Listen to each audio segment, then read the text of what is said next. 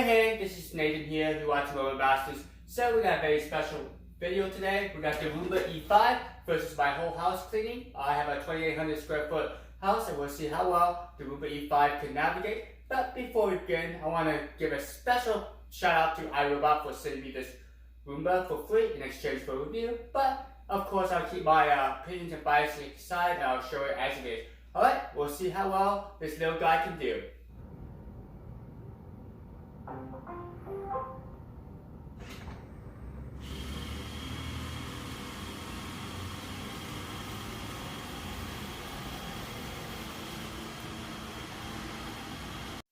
Okay, so the Roomba E5's off to the races and it's bouncing around my house, but you may think that's all it does. But actually the Roomba E5 has several different cleaning patterns.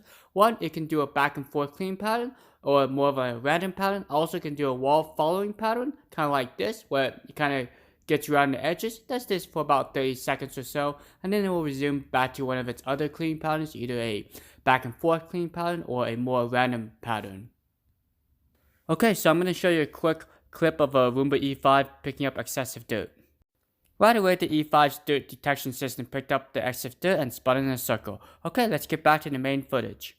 So correct me if I'm wrong, but I believe most of the Roombas these days do have a dirt detection sensor from the 400 series and up. So I'm not 100% sure on the older vacuum Roomba series, so let me know down in the comments if your older model had the dirt detection sensor.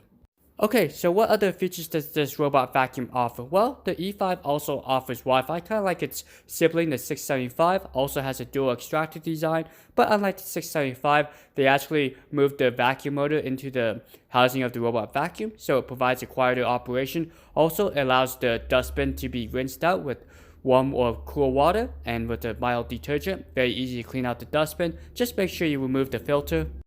According to iRobot's website, the airflow is 5 times more than what is on the 600 series, so like the 614 and the 675.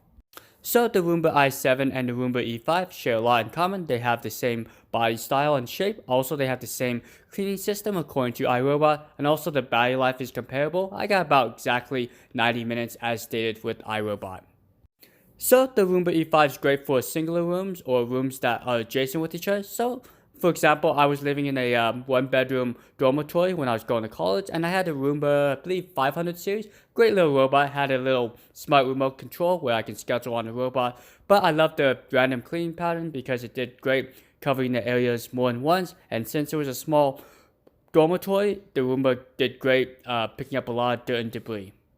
So I've been using the little lighthouses, basically they're portable devices that take 2 AA batteries. They allow you to do a halo mode or a straight line across. I believe it's like 10 feet across, which is pretty decent for covering entryways. I use this in my daughter's bedroom. Also, I have one placed in the Christmas tree, and I noticed that the Roomba is still kind of hung up on the Christmas tree, so I decided to remove it and see how well the robot can navigate around the Christmas tree. Okay, so this is the one area most of my robot vacuums will avoid, but the Roomba E5 had no problem. It actually went back to that area several times, so I'm pretty sure that area got cleaned a lot better than what my other robot vacuums did. So, if you're in the market for a new robot vacuum, I do have a couple affiliate links from both GearBest and Amazon, so check out those links. I do have some great specials and deals going on, and I believe the Roborock S5 Max is still $439 until November 21st, so check out that deal. Okay, so let's talk about some of the things I found out with the Roomba E5 as I was doing some testing. The charging base, even though it's small and compact, it's a little too lightweight for my taste, because what happens is sometimes the robot will bump it and it won't be able to recharge itself. So I think you need some double-sided tape to help secure the charging base. But maybe in future updates, iRobot will provide additional weights to the charging base so it doesn't move around as much. Another thing I did find is, even though I like the randomness of the robot vacuum, I think when the robot vacuum is done to recharge, it should do a left-hand rule algorithm. So basically what it does is it follows a left or right-hand side of the wall and will eventually find its charger. I think that would be a little bit more efficient. I have seen this on other robot vacuums, so it will give a higher probability of the robot to find its charger. Okay, if you guys are still here, let me know down in the comments what your favorite robot vacuum is. Mine personally is the newer Roomba series. I like the i7 and S9 just because of the ease of use. I do like the fact that I can tell Alexa to tell Roomba to go to a certain area. Also, I like the self-emptying bin. It's one of the best in the markets. I have done a lot of testing with it, and it really does pick up a lot on the robot side, and the self-emptying bin can extract a lot of debris from the dustbin, so it's a really good system. Yes, it's a pricey system, but I strongly believe you get what you pay for. Okay, so it looks like the Roomba E5 is doing good until it got stuck underneath my dishwasher. This has happened with both my i7 and E5. It's done it twice, so what I end up doing is just moving my rubber mat underneath the dishwasher, and the robot had no problem continuing on. So you could also use the lighthouse, which is again a battery operated device which can keep the robot out as well.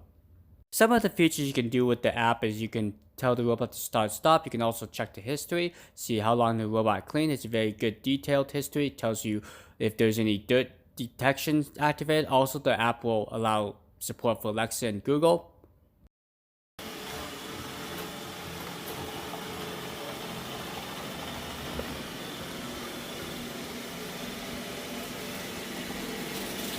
Wow, I didn't know that Roombas love shoes. Yeah, after filming, I couldn't find my daughter's shoe. Oh well, maybe I have to just have her wear just one shoe. Anyways, okay, looks like the Roomba E5's almost done. It has the home indicator. Also, in a few minutes, the little red battery indicator lights up, letting you know that the Roomba needs to recharge. Unfortunately, since it was hung up in my master bedroom, the robot didn't make it back to its charger. So, again, keep in mind that this Roomba is really designed for single rooms or rooms that are adjacent with each other, but I will still like this robot because I find it's really handy to physically move the robot to a single room, have it do its thing, and when it's done, it can just go back to its charger if you have the charger in the same area.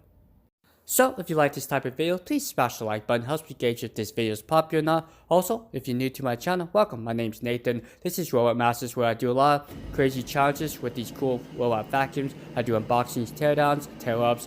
Also, I do a lot of overviews and answer you guys' questions.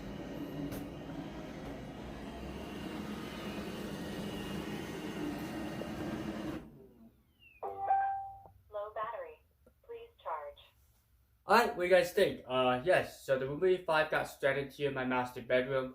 So you can see for yourself that it's really designed for single rooms or rooms that are adjacent with each other. But since you guys request this whole house cleaning, I decided to show it for you guys as it is. And I'll definitely show you guys the dirt.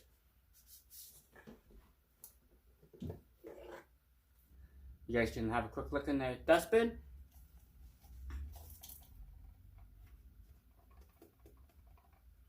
There you go, guys. Hope you guys have a great rest of the day. See you later.